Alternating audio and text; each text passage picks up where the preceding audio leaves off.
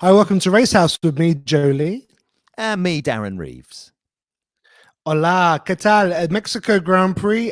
It was a scorcher, and we had a really great race, really enjoyable, and really the big story of the race was the uncompromising battle between really the two main championship contenders, Max Verstappen and Lando Norris. It was elbows out. It was aggressive. It was just, no one wanted to give in to each other. I mean, I thought at some point there could have been a crash there, Daz. Yep, definitely. We're watching vintage Formula One right now, and we're going to be talking about this season for years. And I'm hoping that with no rule changes for 2025, we're going to see this carry on. I don't want a winter break now, Joe. Coming straight from Austin, straight to Mexico, we have just seen the most phenomenal Formula One. Max Verstappen is really, is properly, as you said, or tried to say, elbows out with Lando Norris. Max knows he doesn't need to finish another race this season. All he needs to do is stop Lando scoring. And I thought Max actually drove a very calculated race within knowing the guidelines, knowing what he could get away with. We all thought 20 seconds, though, was a massive penalty, but that any Brit, which we are, sort of felt he deserved. I actually felt it was really harsh. I think 10 Yeah, second. I yeah, think the second one was it when he just lunged straight across the track like yeah. a knife going through butter, and Lando had nowhere to go. Yes, that was a penalty. But the one before, when he had to go over the grass, I don't know. I don't know about that. I think they were both penalties, but I just think that they were both 5-second penalties. But for him to get the 20-second penalty, Max said after the race, he said, "Do you know what? That's not my problem. My problem is the fact we finished 59 seconds behind the leader. And, so deduct 20, you're still 39 seconds behind. That's sort true. of 0.7 a lap. They are slow. They are out of the Constructors' Championship as far as I'm concerned. You reckon? I do. I don't think they've got the car to beat Ferrari and McLaren to get past them. Now, I think that's it. I really believe that. And Max knows it. Max is driving the socks off what is a really average car, probably no better now than the Mercedes, but Mercedes have got a better driver lineup. There's so much to talk about. Let's look at this driving the constructor standings. Sorry, the teams. McLaren are leading at 566 points. Ferrari now in second with 537 points, and Red Bull on 512. I mean, this is a disaster, and we were talking about this in the last podcast episode. Red Bull dominant. Now they're starting to fall down the rankings. There's about 150 points to Mercedes in fourth. But if they keep on with this, I mean, Mercedes could even catch up and overtake them. Well, there'd have to be a total disaster, really, to do that in 4 races. Because what is there? 18 plus 26, so what's that? 44 points available per race. So times that by 472, if I'm quick. So that's how many points are available. It would be a disaster for Red Bull, for Mercedes to catch them now. And I don't think, and Mercedes would need to have a winning car with 1-2s like they had in Belgium. I don't think it's going to happen, but I think certainly Ferrari showing such great form at the moment, and a worthy win by Carlos Sainz. I mean, the pole he got was fantastic, and then I think he got Max on the 9th lap. He took his time and he made the right moment, but really great display by Sainz, and an amazing reward that he's now after Williams next year. Well done, Carlos. Won the race for us. See you later. Well, do you know what? Lewis must be looking at that Ferrari car now, licking his lips. Ferrari have won 3 out of the last 5 races since the summer break. Lando has been in there. Piastri has won. The problem for Lando is they're sharing out the wins between them. And Lando right now needs to be winning with Piastri second, the Ferraris third and fourth, the Mercedes 5th and 6th. So Piastri let him down this weekend as well. But Carlos Sainz, mate, I think he is driving the best he has driven his whole career. I think he deserves to be in a race-winning car. I think he deserves to be in that Ferrari. I think he's very unlucky, but any team principal, any team owner are not going to say no to a 7 times world champion. There's only 2 of them in history, and one of them's not going to be driving again. So the opportunity to see that 7 times world champion in a Ferrari has only ever happened once before, and that was Michael Schumacher. It's going to happen again. Ferrari, for me, right now, are going to beat McLaren to that championship. And they're well and truly in there. I really believe it. That is a story. I mean, that is a great prediction as well. And I think that could happen. I mean, if you're watching live, put your comments in. Let us know what you think. I mean, do you think Ferrari can really catch? I mean, again, going back to the constructor points, there's 30 points, 29 points between them. Ferrari are blistering. And Leclerc did well to capitalize on mistakes today, although he made a bit of a big mistake himself at the end. Cool. I thought like that wiggle coming out the last corner. Well, you've made a note. Did he fall asleep? There was an element of it was a definite wake up. It was a brilliant save for me. Norris put him under a lot of pressure. Leclerc, for me, was always on the back foot all weekend. FP1 on Friday, Ollie Behrman was in there because the rules state you must put your reserve driver into, is it 2 or 3 or 4 FP1s throughout the season? So they've got to tick off that box. In fact, we saw a number of rookies in FP1. So Ollie Behrman, Kimi Antonelli in the Mercedes. We saw Schwartzman in the Haas. We saw Drogovic, and I love to say it. Yeah, in the you love Aston Martin. Drogovic. Yeah, and we saw the Mexican Pato O'Ward from IndyCar in the McLaren, who drives for sounds McLaren more Arrows. Irish to me. Is he? Irish? It's got to be. So. I'm sure there's not many around. Cancun? Yeah, no, come on, come on. So what happened in FP1 was Ollie Behrman was in Charles Leclerc's car, and Albon was coming up behind him, lost it, and basically wiped the 2 of them out of FP1. So Ollie Behrman never really got to do what he had to do, and then Charles Leclerc had a damaged car for FP2, never really ever caught up. And do you know what? To me, that then brings questions over what's more important. Is it 3 practice sessions, or is it 1 practice session with the sprint qualify shootout and the sprint race? And last weekend, well, we've seen 2 great weekends, to be honest with you, but what the sprint weekend does is bring a bit more chaos to the setup of the car. Yeah. And but what we've seen I think Sainz had an amazing weekend last weekend, finishing 2nd in the sprint and 2nd in the race in Austin. Now coming on to do one better and win this weekend. Mate, I would love to see him take that Williams forward, like we're seeing Colapinto now pushing Albon and making that car top 10 material. I think we can see Sainz and Albon scoring a lot of points over the next 2 years. Then I'm going to make a prediction. Will we see Sorry, let's get ready for this. What is your prediction, Daz? Carlos Sainz in a Ferrari 2027. Oh. Going back. Lewis Hamilton 2 years in the Ferrari, and then Sainz goes back. Goes back and joins Leclerc. Yep. But that's my his thoughts. Skills? That's a great prediction. I like that. But are his skills going to degrade so much being in the Williams? We just don't know. But everywhere he's driven, whether it is in the what is RB, so Alpha Tauri, whatever it was at the time, Toro Rosso, McLaren, Renault, he was in as well. He's always been a brilliant team player. He's always driven that car to where it should be, if not beyond. And now we're seeing him get his 4th race win. In fact, Joe, I was there for his 1st race win, thanks to you, Silverstone 2022. Yeah. It was, and then of course no. So the following year, 2023, Singapore. Yes, correct. He won Singapore, where it was the only non-Red Bull win.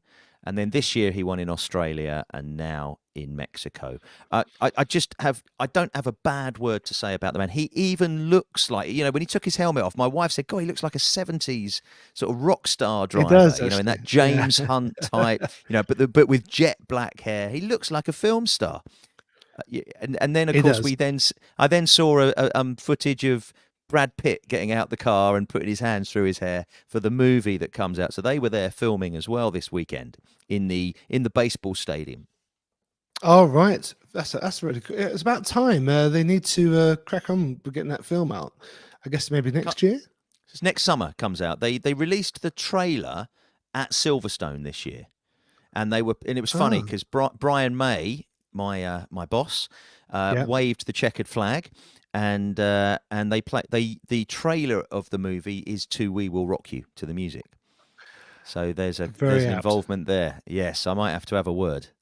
Come Yeah, on. I didn't see Brian May at Silverstone, but I did see another guitar legend, Tony Iommi from Black Sabbath. He was at Yes. Silverstone one year. Were you there with me? I think. He was there for 2 years. I saw him Ah, twice, and yes, so I've met him before in Roger Taylor land because they're all hmm from that same sort of stock of rock and roll history and friends. So of course chatted to him, and well, I don't know if you were with me, Joe, but we had a chat with his mate Dave, Tony Iommi, and Tony his was, mate yes, he Dave. did have a mate, Dave. Yes, I do have a photo somewhere. Maybe it's with you, Tony. We meet so many people we don't know. Yeah, yeah, we do. But no, he's a great. Come back to science. Great Spaniard, great record. Another great Spaniard. Good link there. I made is Fernando Alonso, who celebrated his 400th Grand Prix weekend. This Wow. guy is the goat. He's the granddad now of the paddock, and he's still going. I mean, I have no idea where he finished. Actually, I've got to admit, Well, in this race. Alonso was a DNF finishing 18th. Hmm. He went out on lap 14. I think no, that's his number. What am I talking about? Lap 13. He went out, and Big I felt problems with that sorry for car. him. Do you know what? Big, massive problems with that car now. But I think they're in transition. Again, harking back to the first half of 2023, where they were getting podium after podium after podium. Something happened with that car that was just brilliant with Fernando Alonso getting in it. Hmm. But then we saw them go down the wrong direction, and then they undid all that. And I think the last 2 or 3 races had a great car last year. But this season, it's nowhere on the pace. So they're sat waiting for Adrian Newey. I get this feeling that they're just biding their time. Don't worry about it. We've got fifth Hmm. place in the constructors. Don't worry about that. The cavalry Well, is coming. have you? Haas. Ah, What? Kevin Magnussen and Best result of Nico the top season. 10. Yes. Yep. Unbelievable. Best result of the season. So Magnussen 7th and Hulkenberg 9th. I just Weird. something about that team I love. I love Gunter Steiner, so I've always loved the team because he's such a personality. He's now left and doing his own theatre show and presenting the Mhm. driver interviews at times, and is great value. But Haas, something's improved there, and whether it's the leadership of Komatsu and his team, whether it's the Ferrari engine and they're we've seen an upsurge in Ferrari, we're seeing an upsurge in Haas as well. That could be related. Actually, that's a good call. Yeah.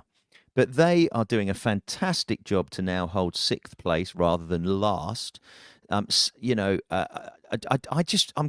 that Hulkenberg's going to the worst team on the grid next season, and Magnussen is going to be without a drive because there's only one place left, and that's to be Hulkenberg's teammate for Sauber Audi, and it's Well, not going to yeah. be. It's Yeah, not but going to is it be going to be him. Bottas? I mean, Bottas has not Well, scored a single point all year. And he's kind of in that vein too. But he said that he'd love to be there with Nico. But I don't know. Is it? I mean, he's completely a different driver than he was at Mercedes. Yes, the car is obviously very different and not as fast. But this is a yeah. guy who was winning races and getting fastest laps and he was an incredible driver, and now he's just nothing. Rookies No. are overtaking him, for God's sake. Yeah, it's the car. Bottas, you don't change your skills overnight. He's still got the skill level, but if the car isn't there underneath him, he can't do anything. And we've seen it, Zhou and Bottas, neither of them have been near the points at all. I think a big Mm. part of that is also the fact we're seeing a lot less retirements now. The cars are much more consistent, much more durable than they used to be. We're seeing less crashes, even though we are seeing some. I just think more cars are finishing races than they used to. So it just compounds the problem. And, especially the big teams, the top eight should be finished there. But qualifying, Joe, talking about the top eight, where were Piastri and Perez? Perez in his home race, Joe. I know, home race. It's embarrassing, I thought. So to qualify 18th,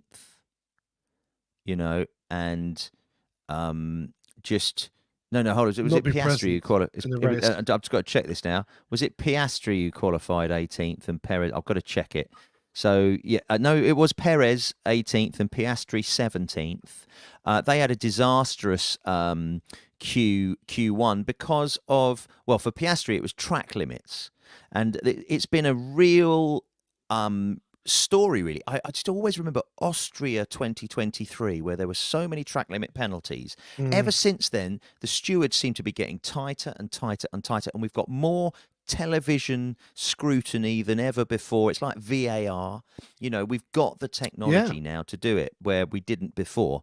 So Piastri, I thought, well, you're not unlucky. You didn't drive your car across the road, mate, in the right place. So, but Perez, I don't think I've ever seen a driver who was getting podiums at the start of this season. The demise of that car and the demise of confidence within that car of Perez is shocking. And I really thought he'd come to Mexico, to his home crowd, and we would see an improvement in the way Nigel Mansell would at Silverstone. It'd always be another gear for Nigel there. But wow, to qualify 18th and finish last on the track. This is a new low point for a driver that when he won Bahrain in 2020 in the Racing Point, and then earned the Red Bull second seat. I thought, good on you, to win the races he's won, to be that second fiddle to Max for his championships that Max has won. He's done fantastic. But now it's about Perez. Joe, what do you think is going to happen? Well, first thing is money talks. I mean, he's a paid driver, essentially. There's a lot of money coming in from Mexico. But people keep sounding the death knell for him, like, oh, this is it, he's out next week, da da da da. Well, he's still there. But I think maybe this is bigger than Perez, because this Red Bull team, this invincible team, is disintegrating.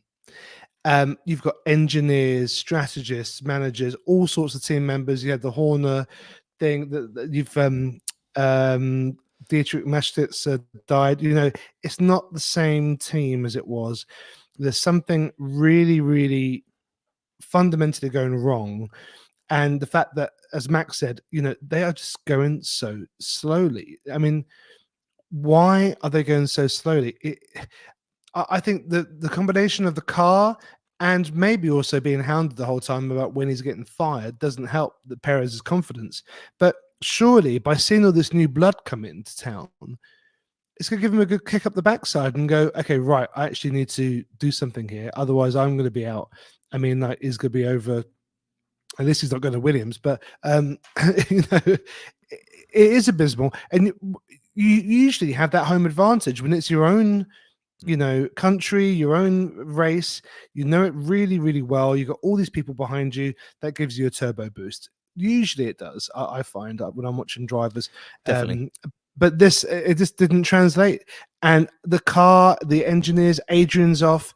Is Adrian actually gone? He's not serving out time. So he's on gardening leave. So yeah, he's off. Yeah. So it's I didn't see him. So February is when he starts for Aston Martin. Currently on gardening leave. He's not at any races. He's on his yacht somewhere, just waiting. And I think Aston Martin are waiting. But mate, going back to what I said, there's no way Red Bull now have the car or the two drivers to get anywhere near McLaren or Ferrari. The only chance they've got is to try and beat Mercedes, but Mercedes have too strong a lineup for that to happen as well. Verstappen is driving the socks off what is a very average car. And I'd love to see Alonso in that Red Bull, mate. Somebody like that. Why not? The Aston Martin's not going to do anything till 2026. I don't think. He's got 3 years on his contract though, so it's not going to happen. I was But about to you say, said I thought he might have 1 year left, but he's got 3. Okay, no, he's got 3 left, so he'll be 45 when he races in amazing. 2027. Yeah, Let's hope for us but yet. but mate, the driver really who deserves to have a drive for 2025 is Franco Colapinto, and obviously Sainz is going to be in that car next season. He deserves a seat. Why don't we put him in the RB or in the Sauber Audi, and put Lawson or Sonoda up into the senior Red Bull team?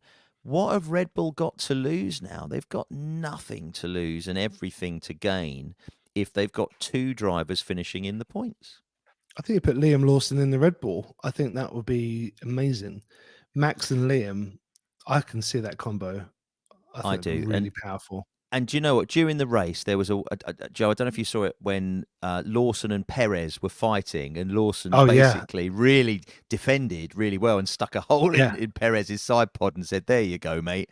I think, I think there's stuff boiling there, and Mm. we're what we maybe saw it bubble over, but there was Lawson as a RB junior driver should be moving aside for the senior team, and he didn't.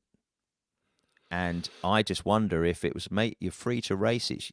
Show him what Well, you can do. and also at the end of the race, he went and got fastest lap. He put some softs on and got fastest lap. So Who you got who did a that? point. Who did that? Liam Lawson. Didn't happen, Oh, mate. And then what? it didn't happen. He went out to get fastest lap, and then Leclerc came in, and then Perez came in. Leclerc got the fastest lap. Sergio Perez couldn't even do that on the last lap, so Leclerc got the fastest lap. Well, I Yeah. apologize to Claire. I wasn't paying attention because I was just watching Liam Lawson the whole time. So it shows Yeah. where my loyalties lie. But the Kiwis all the way. Yeah. But we had a comment here. What's up? Okay, hi, what's up to you as well? This is on Twitch, I believe. I'll just show you this because it's a very nice comment. There you go. Hey, there you go. You made the podcast. Well done. Diggs, Bit more by the F1 way. content next time. Mr. Diggs, by the way, won. But yeah, so well, look, Liam did get it though, but he got it before he was taken off him. But before was succeeded by Leclerc, but he did go and get it, and it shows this is a kid. This is a rookie. He is there to drive. He's there. Obviously, there's team orders there. He's hungry. I see the hunger, and that battle with Perez. It's fantastic. Yeah, it was like, get out of brilliant. my way. Lawson's teammate, though, didn't have quite a good start, did he? But I don't blame Sonoda at all. It's all right. My He's son's trying to just go at the for door. that. Yeah, He was trying to go for that. He was trying to take as many cars as he could, and he clipped. Was it Albon? He clipped. So basically, Albon clipped him. I think what happened is Gasly was in the middle of the track and moved across, and Albon just moved in reaction, which basically just clipped Sonoda, and then Sonoda was off in a spin on the grass and just reversing down to turn 1. So, of course, everybody else was braking into turn 1. He was lucky not to wipe out the whole of the front of that grid. Yeah, it's true. I mean, how very courteous of him just to sidle down the side backwards. Yes.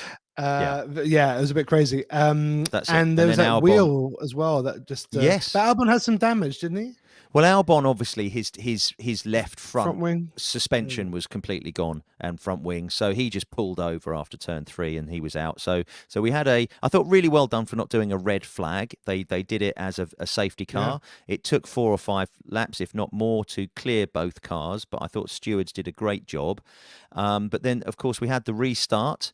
And then we saw all the chaos with Max and Lando and who was there to clean up the pieces? The Ferraris again. Very similar. I think we're going to now see this with Max. he's been doing this a lot of his career, but for a lot of his championship seasons, he's not been under pressure. But we saw this in Brazil 2021 at turn 4. I don't know if you can picture it. So you've got the Senna S's turns 1 and 2, and then turn 3 goes into a long straight by the pit exit. Mm. And at the end of that, there's a runoff area after the corner. And in 2021, it was the first Max just, as Danica Patrick would say, dove into the didn't break into the apex of the corner and just took the two of them off track. He did it there. We obviously know what happened in Abu Dhabi 2021. So this has been happening with Lewis. But since then, Max hasn't had any challenges. He's just had his teammate buffering, and he's off in the distance. So, and now he's under pressure again. He's doing it again. He's been doing this. This is how he drives. But who else did that? What other driver can you name that used to do that and would take his opponent out? It's the obvious ones, mate. I was going to say Senna. Lewis, but Ayrton Senna. Well, yeah. no, I don't think Lewis did, mate. I think Lewis was a clean driver. Ayrton Senna and Alain Prost, Japan 1989 and Japan 1990. It was for the championship, and basically took each other out because they knew that as long as the other person didn't finish, they were going to win the championship. That's pretty Senna dirty. And apologies to Lewis. I don't think he's ever done that to Bottas. But I think you're thinking when he was at Spain 2016 when he and Rosberg took each other out. And remember that rivalry? Yeah, that's a famous one. Yeah. But we've seen it before, and Michael Schumacher again. He would be a bit like that. The greats, this is how they drive. They have no mercy. They have no care for any other driver. They literally even have no care for the rules. They will bend the rules to the point of where the rules have to change. Because it's those increments and those little tiny little spaces. That's where you're going to get the gains. And that's how you're going to win a race. Exactly. And he knows these rules better than any other driver. And when we see such a close field, and Zach Brown said it yesterday post-race, we have got 4 teams that could win every weekend now. And it's phenomenal to see that. If anything now, Red Bull are the ones who are not going to win if we're going to pick one of the 4. So Red Bull haven't won since Spain, TBC, May, basically. Mm-hmm. Yeah. I'd have to look at it. I want to say Imola, but that might be Max's last pole position, if I can remember correctly. But Zach said it yesterday. He said, we've got 4 teams that could win every weekend. We are pushing the limits of everything, and this is these fine detail. So these rules are going to be tested, and they're going to change. And we even saw the way that the stewards stewarded this race with the 20-point penalty for Max. Had they stewarded Austin last week the same, he'd have got a penalty for taking Lando off the track. But because he took both of them off. But he didn't get a penalty. So I actually thought when McLaren on Friday actually put in an appeal against the penalty that Lando got, and I was expecting to see them look at it and go, do you know what, you're absolutely right, Max did do it intentionally. I was expecting him to see him get a grid penalty this weekend, but it was all waved away and refused by the stewards. So I think it's going to be that fine line of like, you got to let them race, haven't you? I mean, and it has to be enjoyable as well for the sport and for the fans. And I think sometimes these rules can get in the way a bit, but this consistency has to be there. If you're going to have a rule, then that has to apply. Well, the other thing is, Joe, that they're actually not rules. These are just guidelines that have been set out by the FIA for the stewards to follow. So the drivers know what they are, but they're actually not rules. They're guidelines.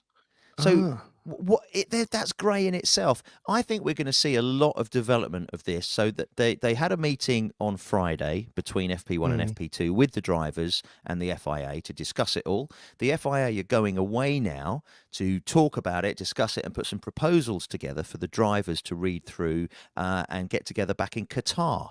Okay, why are they waiting for Qatar? We're going to Brazil next week. Let's get in there and push it further forward. Let's get this tightened up. But Max knows if he drives like this, he's going to win the championship. And he is.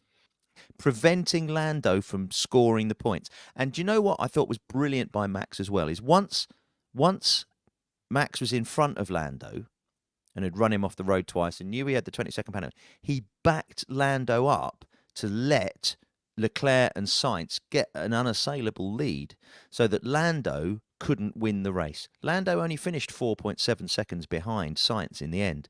Lando had the fastest car, but Verstappen backed him up before the pit stop, which gave Sainz the win and Lando second. And I thought, well done. Max again was strategic in defence, and he just knows Lando can't win. That's Max's main goal. That's his goal. And yeah, he needs to keep that concentration and focus up, which we know he can because he's a killer. He's a real Terminator. But yeah, the car is letting him down. Red Bull is letting him down at the moment. And we've got a few more races. We've got Brazil, we've got Vegas, Qatar, Abu Dhabi. It's not in the bag. It is not in the bag by any means. Certainly the constructors, I can't see him winning this. 4 races now. He's got to perform. And if he crashes out this, I mean, I don't know. Well, let's see what happens. There's one other thing, Joe, and I think Max is going to take another engine penalty before the end of the season. So, which would see him drop either a 5-place grid penalty, 10-place, or start from the back. However, Max is guaranteed to pretty much finish 7th if he starts from the back, because he's the 7th fastest car right now. But then Max Verstappen, he seems to drive the socks off cars. But Lando needs to win. He needs the Ferraris and McLarens in the way. And if Lando wins and Max finishes 7th, it's Lando's. But it's mouth-watering, isn't it, what we've got coming? It is. Oh, we are salivating. Oh, honestly, mate. I cannot wait for them to be in Interlagos. And as you know, Joe, I've been there and I've driven the track as well. I've not done a Grand Prix there, but I just can't wait for it. Qatar for me, Joe, that's your neck of the woods. I've been there 2-3 times. All I've done is fly in and out of Doha Airport. I've got no experience of the track whatsoever. And then Vegas, which is one of my favourite places in the world. The Strip, and we remember last year Carlos Sainz and the manhole cover that popped up. Yeah, remember all of that. That just affects stuff. And then Abu Dhabi, Joe, where we were last year, and together, and all we saw was a dominant Max Verstappen last year. I think it's just mouth-wateringly amazing what we've got coming up, and I can't bear the thought of it stopping. Amazing. There's an adjective if you say nice the whole time. And we've got 4 races left. We'll be back on the next podcast with Brazil. Will be the next race. Get in your comments and any shout outs that you want to do for Brazil. I don't really have any shout outs apart from it's my friend's birthday. So happy birthday to Antonia. We had a great boat party in Dubai, which was wonderful. Well, again, my shout out isn't going to be for somebody we know as such, Joe, but as you know, I was in his garage in Abu Dhabi last season. Fernando Alonso, 400 Grand Prix, absolute legend. He's my shout out this weekend. Well done, Fernando. Thumbs up to Fernando, mate. No one's ever done it before. Phenomenal. And did you see the artwork where the 4 was in the A and then the 2 O's were different colours, and so 400 within the Alonso name, and I thought it was fantastic. That's amazing. Well, we'll see some more next time on the podcast, Brazil Grand Prix. But for now, it's goodbye from me, Jolie. And it's goodbye from me, Darren Reeves. Take care. Take care.